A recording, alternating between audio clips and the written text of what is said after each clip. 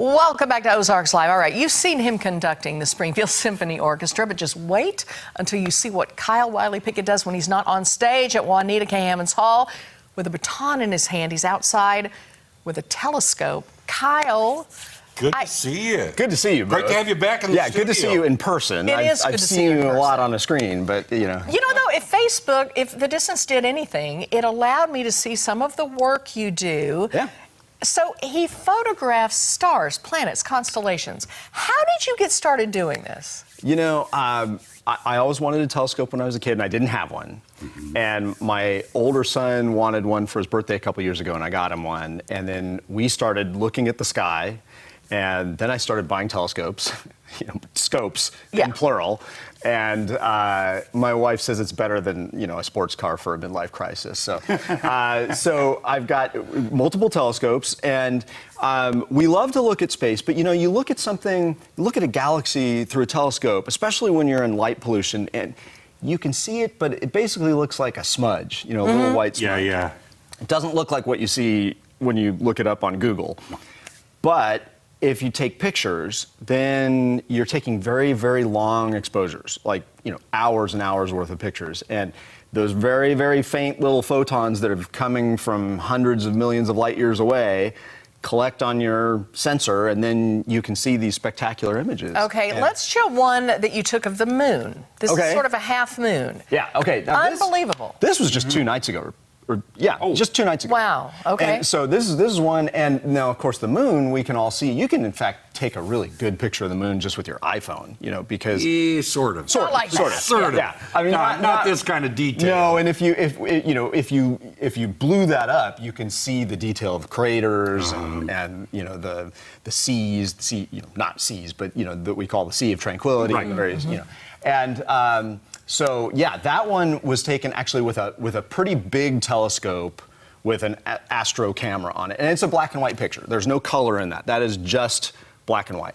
You don't need much. There's no color on the moon. True. Yeah, it's basically a black and white thing. When I think of this, you're looking at this is your setup, one of your setups. Yeah, that's the one that I used to take the picture of the moon right there. And so this is just, that's my observatory, a bunch of Artec, foam, and that's just to block the neighbor's lights from, bleeding over into the pictures. And it's just incredible what you do and the lengths you go to get the shot. And only having done this for a couple of years, and you are learning and doing amazing work. Can we see a couple more of his photos real quick, because I want people to see some of the ones that you've done. Now what on earth is that? That's one of my favorite. That's the Horsehead and Flame Nebula. So the one, obviously if you look right in the center, you see what looks like a chess piece, like a horse head right there, and then on the left it looks like a flame shooting out of a Bunsen burner or something. And that is in Orion. That's in the belt of Orion. Really? So if you look, you see that the 3 stars that make the belt of Orion. This is the lower left star. That's the big blue star that you see right there. Yeah. And so we see they're kind of bright, a pretty brilliant dot on that belt. Right. Yeah. But that is a more, I guess, accurate image. We don't always see that kind of light with our eyes. That's right. And that was a true color image, meaning if your eye could see that, that's what it would look like if you were out in space and you were looking at it, that's what it would look like. All right, what have we got next? Let's see a couple more of these photos. What is that? Okay, these are the Pleiades. The Pleiades. And most people know the Pleiades because you can look up, that's something you can also see with your eyes. It's a little cluster. It's a little cluster, yeah, it is exactly. It's called a star cluster. And it's on the Subaru, when you see a Subaru car drive by, that's their logo. It's the 7 sisters, the Pleiades. But again, if you take long exposure images, there are blue clouds of dust, or actually clouds of dust that are illuminated by those stars that show up as blue. And so those are nebulas surrounding each of those stars, or clouds of gas and dust.